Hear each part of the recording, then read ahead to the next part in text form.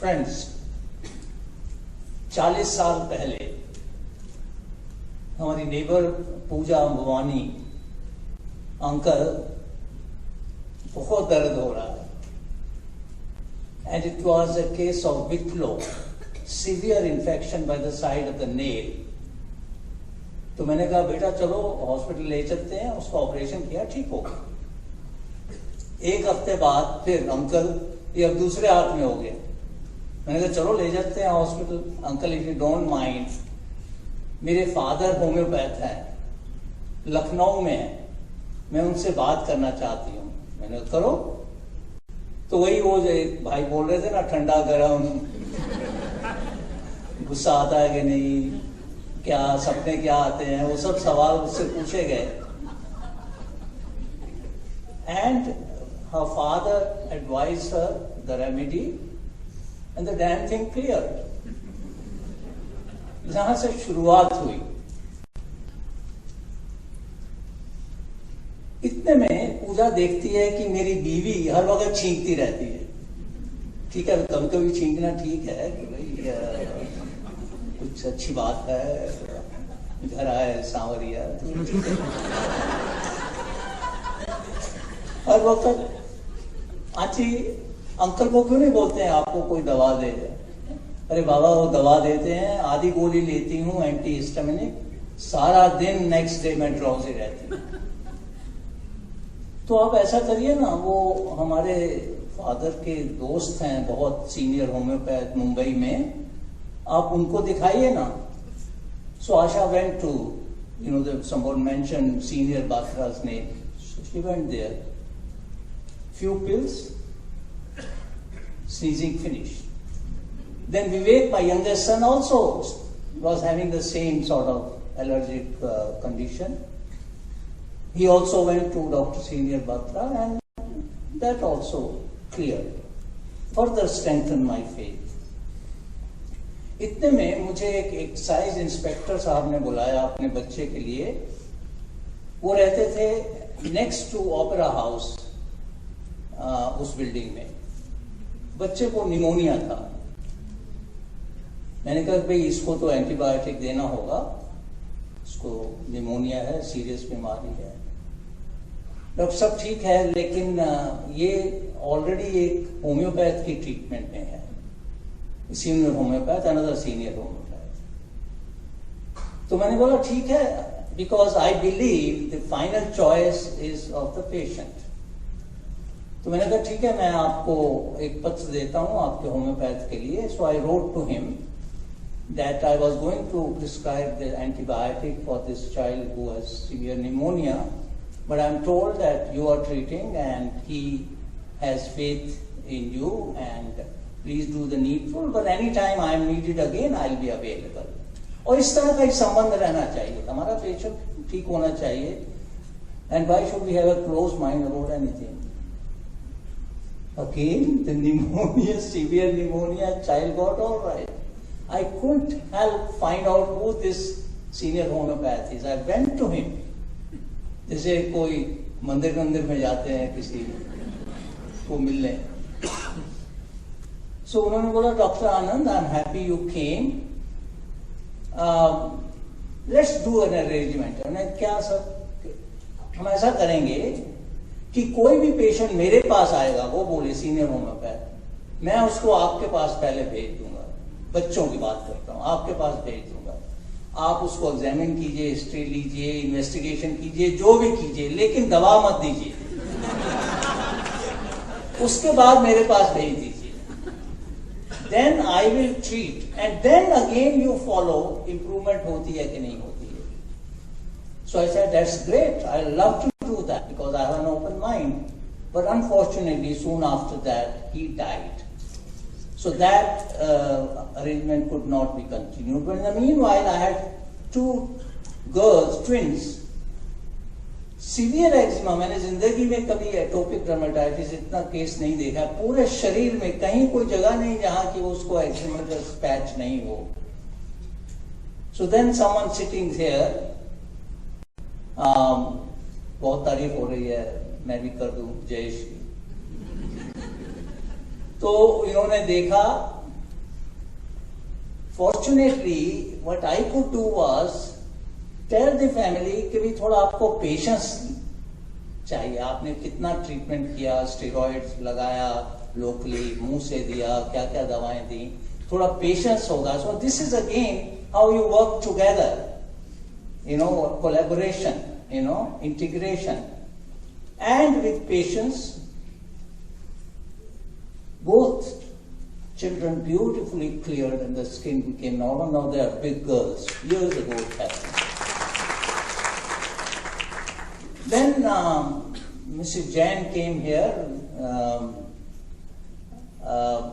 about her child who had severe asthma. Again with patience, but then again she will go to Rajan, but she will keep in touch with me. Then if required, I'll talk to her, discuss with the homeopath, and then again it beautifully worked. And as she was saying, the child has grown so beautifully, and faith in the science has further been. Rescue, placebo, क्या क्या बातें हो रही थी. मेरे पास एक कुत्ता था, ब्यूटीफुल डॉग, डैशिंग. उसकी टेल में इंफेक्शन हो गई, पस, ब्लड ऑल अराउंड, सारा घर खून से भर गया. Again homeopathic medicine was given, it cleared beautifully.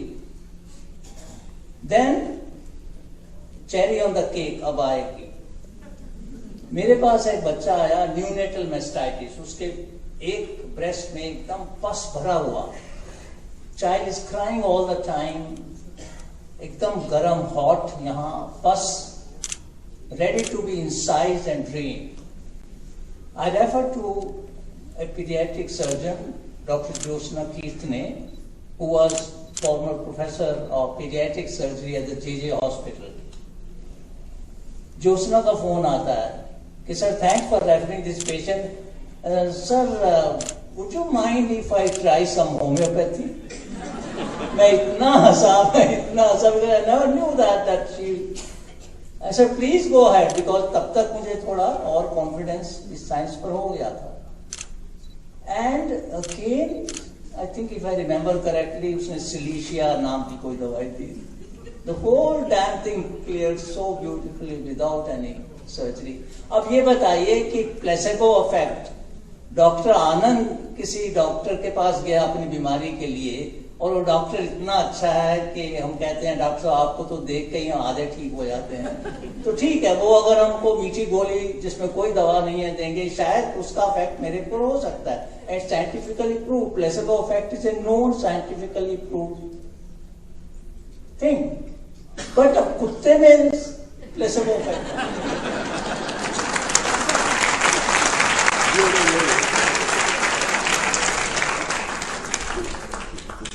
अब न्यूबॉर्न में जो बच्चा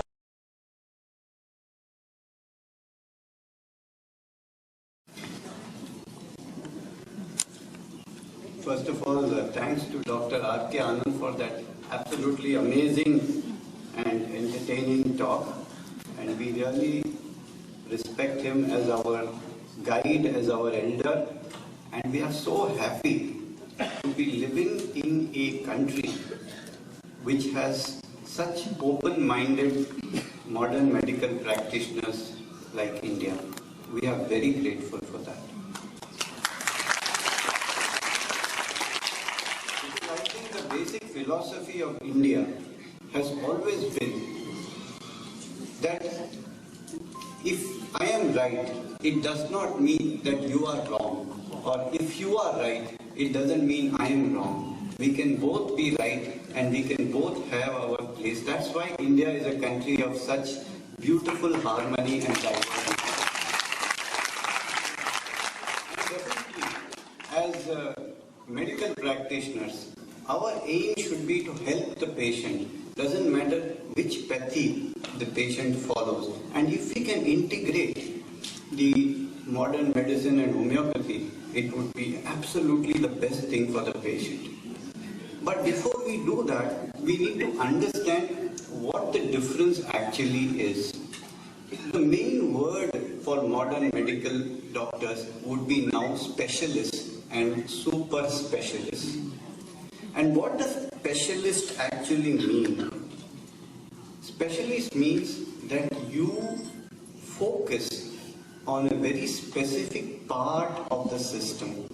So you have, earlier we used to have ENT specialists, now we have ear specialists, then we have middle ear specialists, and now we have left middle ear specialists and right middle ear. So it's just a joke, but the idea is that there is a focus on the part of the body.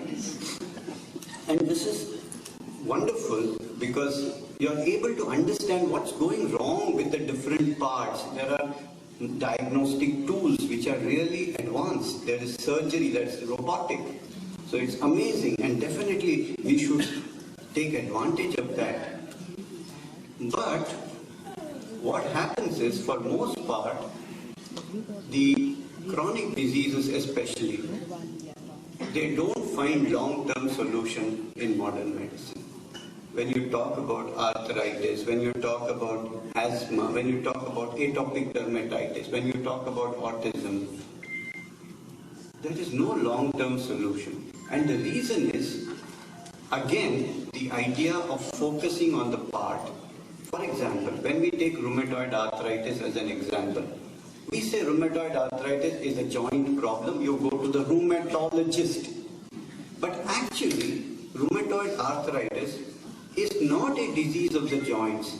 It's a disease of the immune system. There is autoimmunity. That means your security guard, who is supposed to fight the robbers, is actually attacking your own self. That's the problem. And that attack is being shown in the joints. It may be shown as multiple sclerosis. It can be shown as systemic lupus erythematosus, any kind of disease. But the basic problem is not in the joint. It's not in the lung, it's not in the skin, it's in the immune system, which has gone haywire.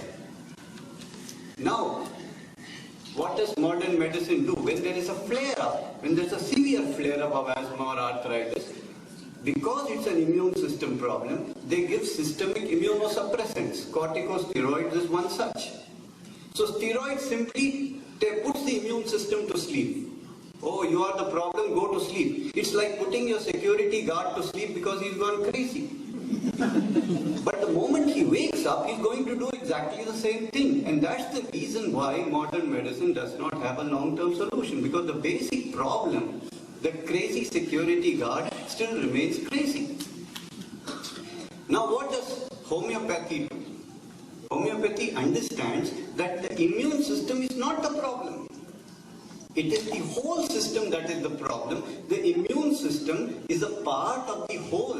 It's a part of a psycho-neuro-endocrine immune system mechanism. It's like a cabinet of ministers. So you have the prime minister, which is the mind, then you have the defense minister, the immune system, the communication minister, which is the nervous system. They all work as a unit. And the policy of the cabinet is what is followed by all of these ministers. If the policy is an aggressive one, you have an aggressive mind, an aggressive immune system, an aggressive nervous system. So when a person, for example, has severe struggle with himself, he is fighting with himself all the time, there are two parts of him that are going against each other. That is what is manifested as autoimmunity in the immune system.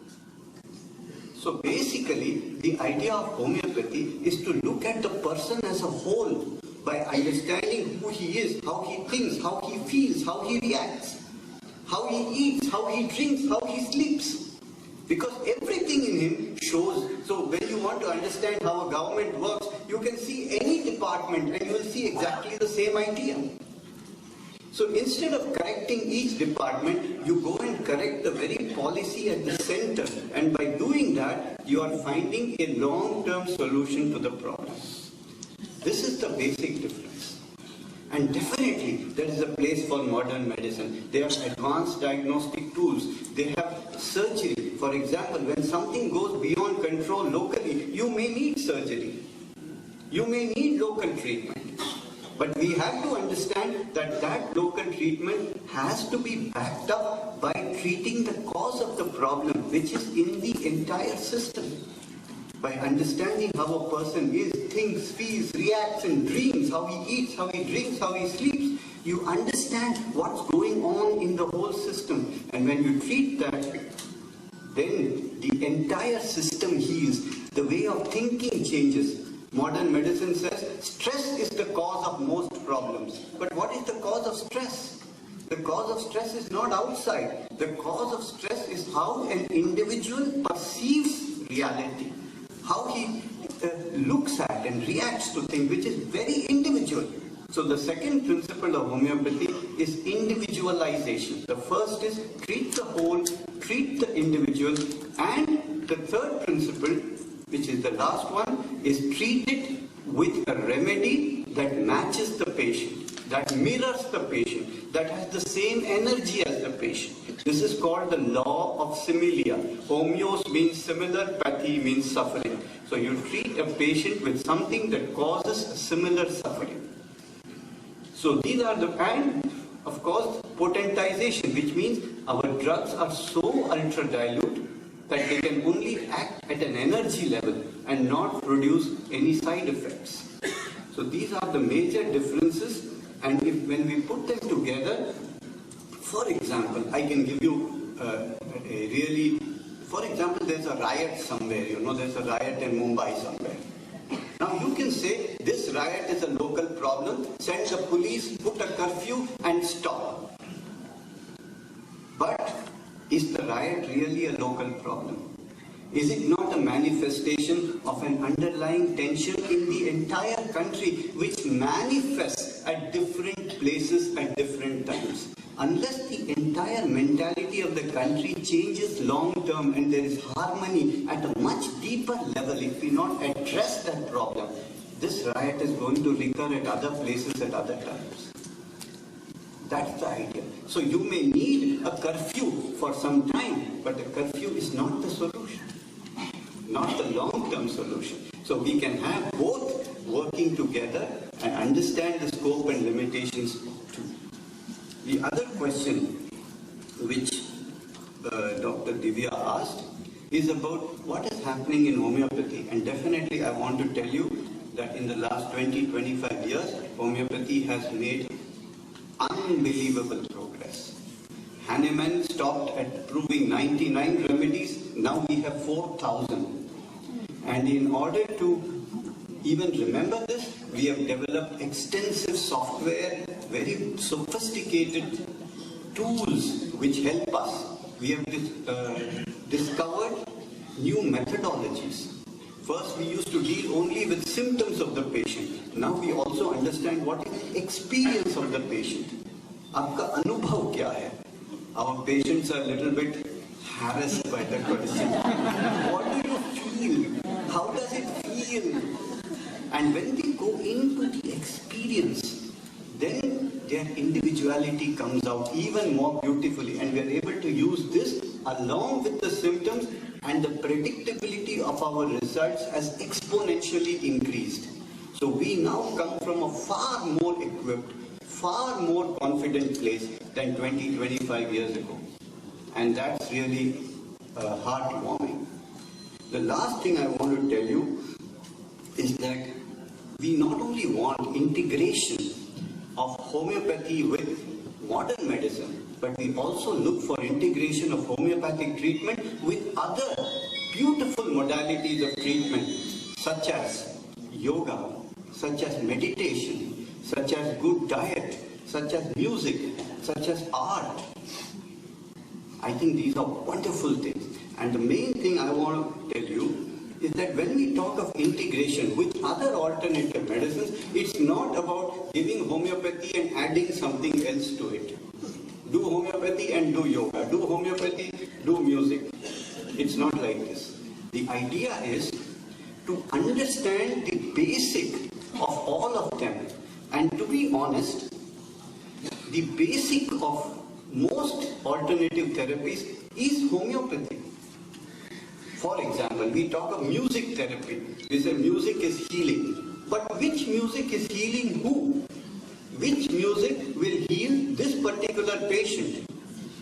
You can't play any music to anyone and say heal. You know, it doesn't work. The music that is similar to your inner music, that is the homeopathic music for you.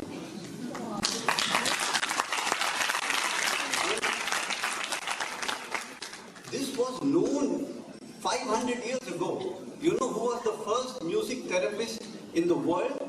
I believe it was Tansen.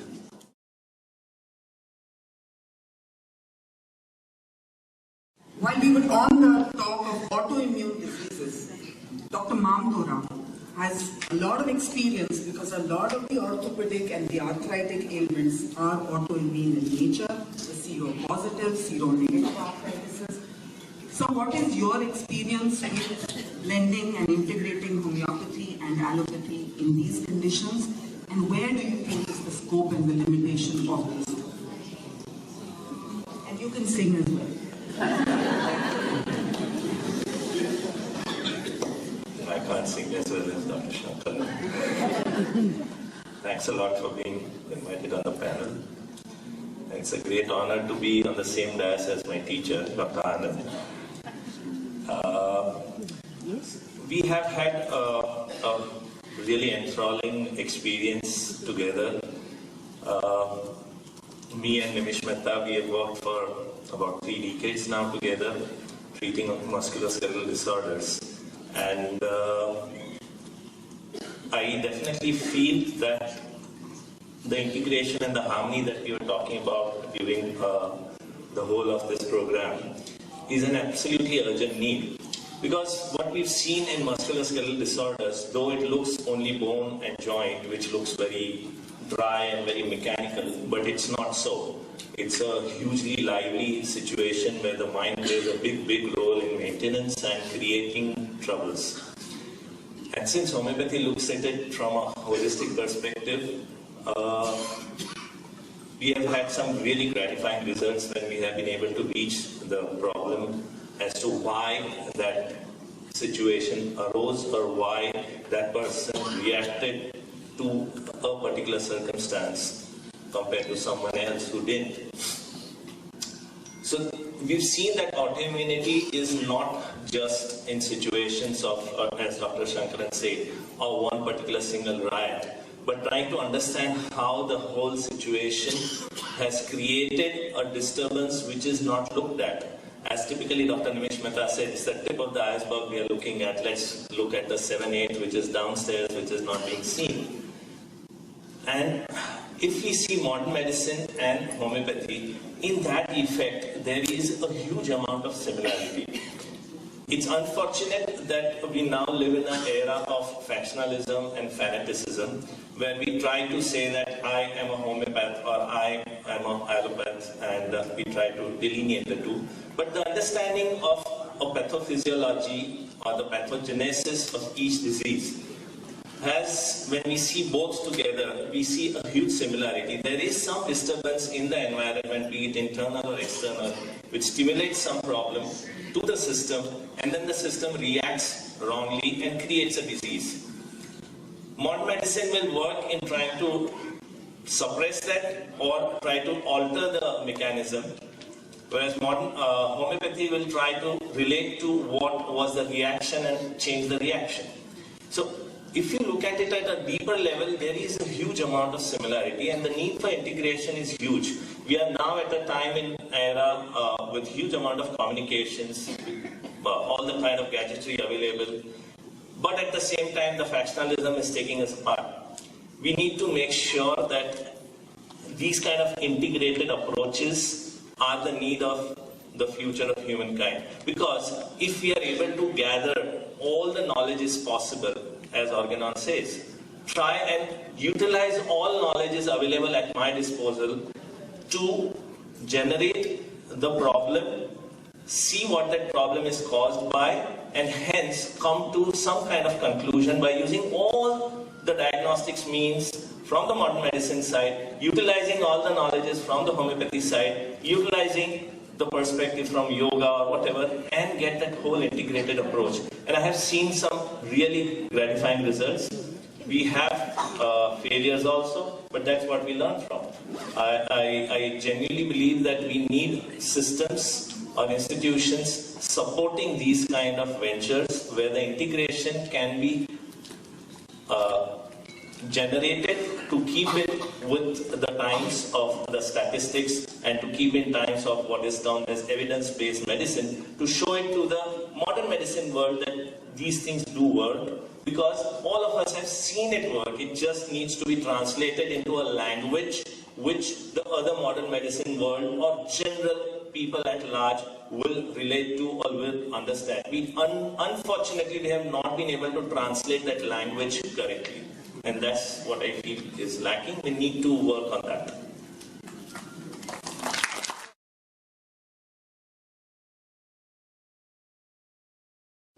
Dr. Mahesh Gandhi, as a psychiatrist, trained psychiatrist, but with a deep study of homeopathy, perhaps uses both sometimes very effectively. One of the questions a lot of our patients have is, can we take both the medicines together? Would it negatively impact the effect of any of these medicines? Sometimes patients are scared to do this. Dr. Mahesh Gandhi, if you would share with us what is your experience with this, how and do you give the two together in some conditions, and when and how would you start tapering off some of the medications accordingly?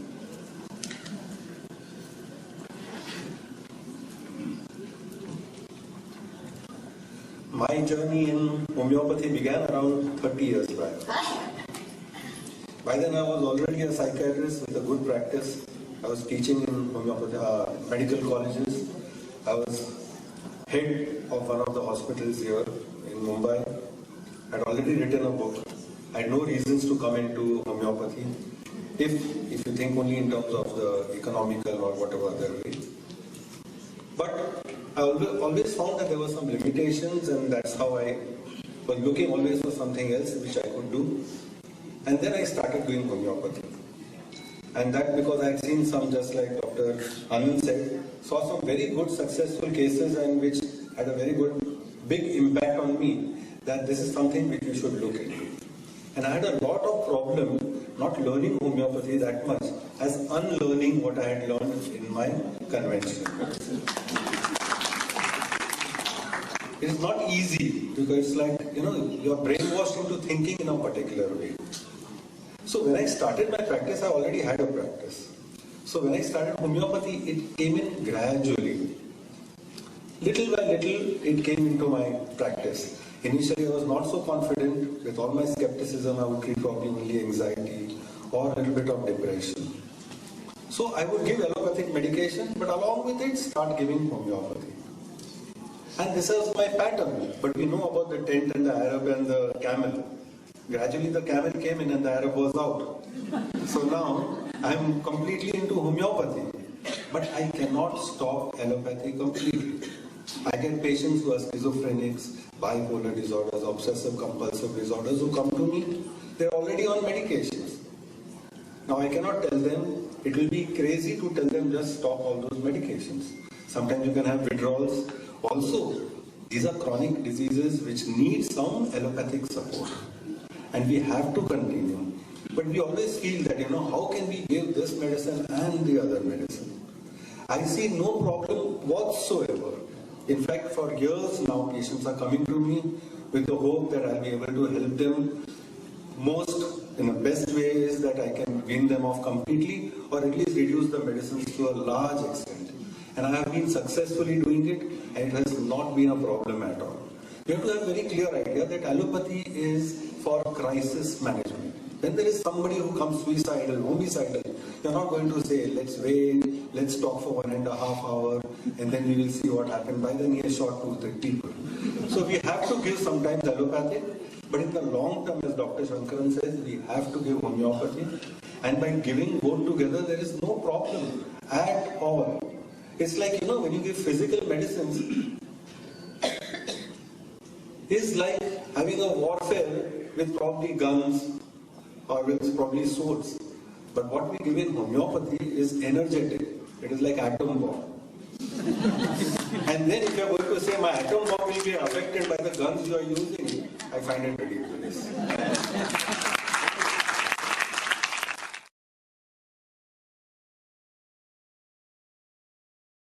On the topic of crisis medicine, one of the other questions a lot of patients have and doubts is, homeopathy is slow acting. If I have high fever, if I have typhoid, if I have malaria or 104, I cannot take homeopathy because it will take time. Dr. Hingranwala, in your experience of over 25 years, what is your experience with acute ailments that require an immediate effect and homeopathy?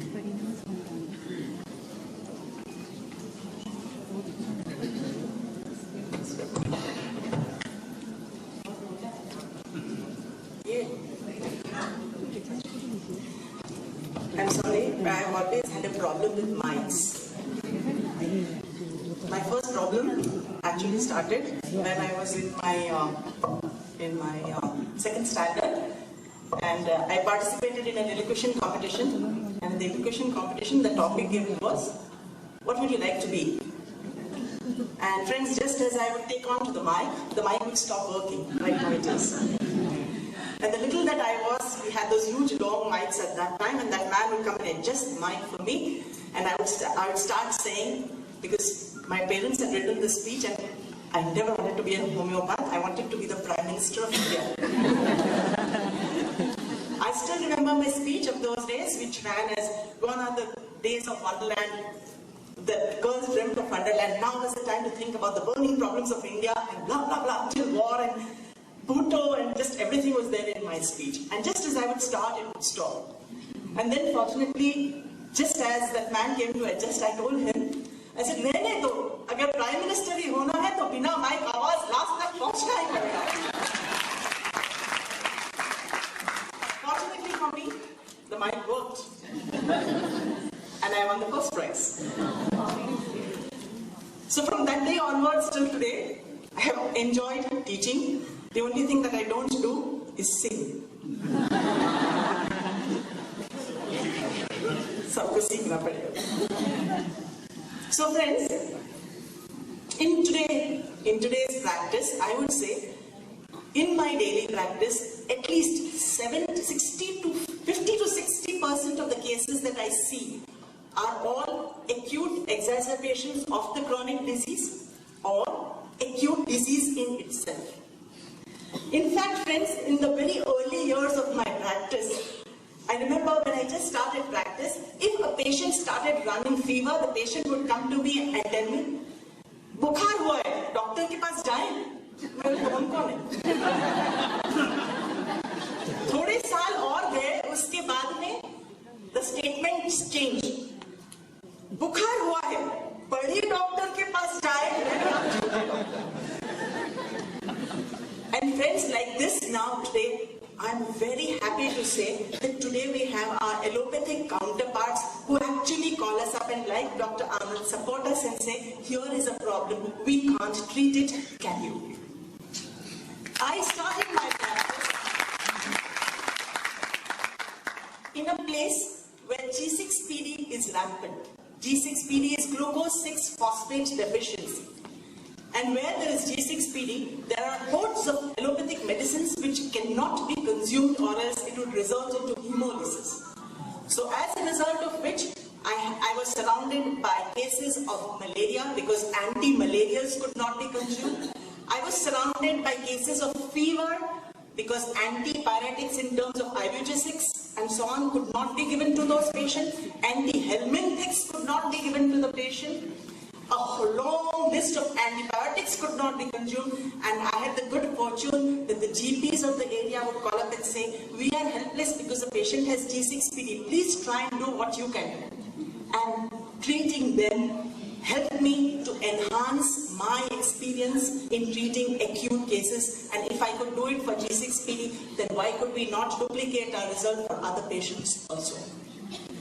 In today's practice, we have all sorts of acute switch pouring. We have acute tonsillitis, we have bronchospasms, we have burns, we have hand-foot-mouth disease, we have neuralgias, we have panic attacks, and I'm sure this is an experience with all the panelists over here may be sharing also. And all these we have been able to manage with homeopathic medications only. In fact, friends, last year we had an outbreak of dengue. And we decided to count the amount of dengue cases that were pouring in. We had around 24 to 25 dengue cases which came in.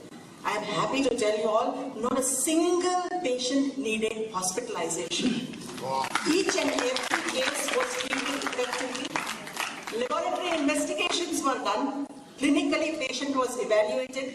Every 24 hours, we used to call the patient to find out exactly what is happening.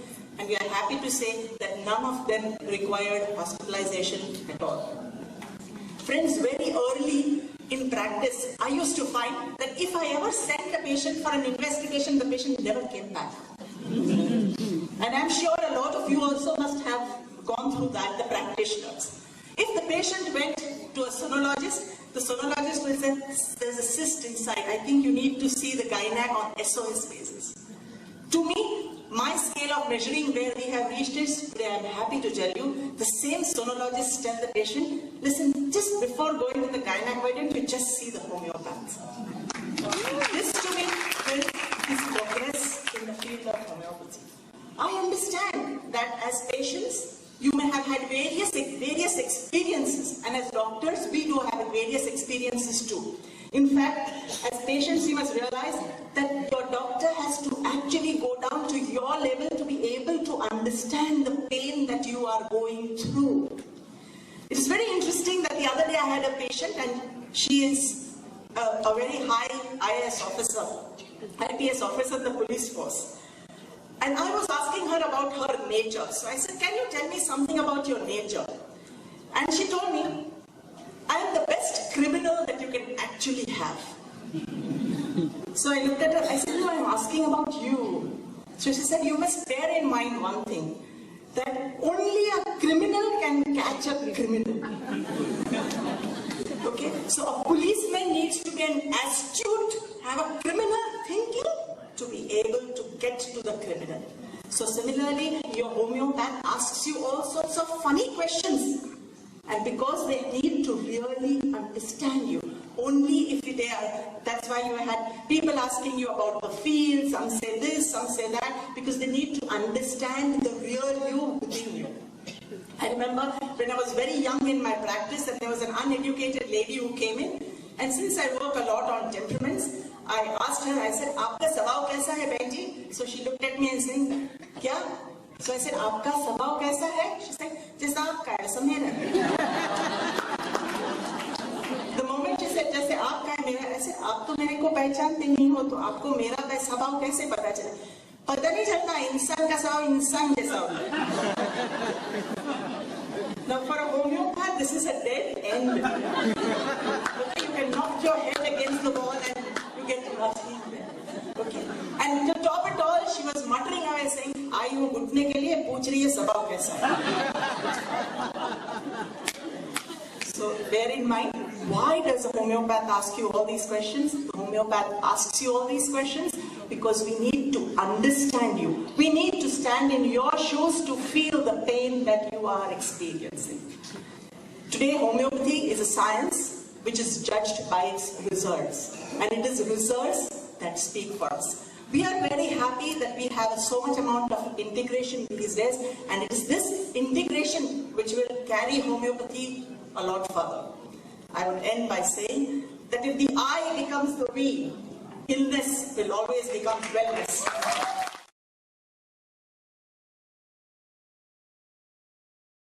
Which has potential to deal with various impairment with which these young sweet children they come. When we give these various labels, autism, ADHD, developmental disabilities, behind these various labels, we understand the child. You saw the autistic children, they are not having eye-to-eye contact. They're obsessed with monotonous play, lack of imagination. That is what the books are describing. Child symbolizes spontaneity. Child symbolizes fancy. When you are not in a position to establish contact with your child, naturally you can see the sufferings, the plight of the parents. Now, behind these sufferings, when you try to examine from different perspectives, what are the various things which are contributing to that? Now, these are the children who have a lot of difficulties in appreciating, processing sensory input. All of us receive various inputs through our special senses, the touch, the sound. We saw the autistic child was extremely hypersensitive to slightest sound. The people are enjoying fireworks and he screams, he runs away. Now, this inability to process the sensory inputs gives rise to a number of issues, number of behavioral problems, number of other impairments. Homeopathy is the science wherein in our proving we are discovering number of drugs which are in a position to bring about fantastic moderation in this oversensitivity. So if we can utilize that effectively, we are in a position to bring about and reduce the impairment. So here we are in a position to address directly to the neurophysiological dynamics of this disability, and drug is capable of reaching that particular dynamic aspect by correcting these sensory disturbances, and that's how correcting the autistic feature. The extremely hyperactive children whom you see, and this a therapist is not in a position to manage. Sensory integration, occupational therapy, all these modalities have tremendous effect in improving and correcting these disabilities. But if the child's behavior is so worse, then therapist is not in a position to handle that child. The child is not accessible to therapist. Then what we are in a position to do? Here comes the role of homeopathic medicine. If with these Dynamic medicines we are in a position to bring about modification of behavior by prescribing the drug which is capable of covering the personality of the child as well as the characteristic aspect of that behavior, then that behavior modification will certainly help, and then the therapist will be able to work in a better way. So there lies the role of coordination of homeopathic doctor with therapist, and both together can bring about fantastic change.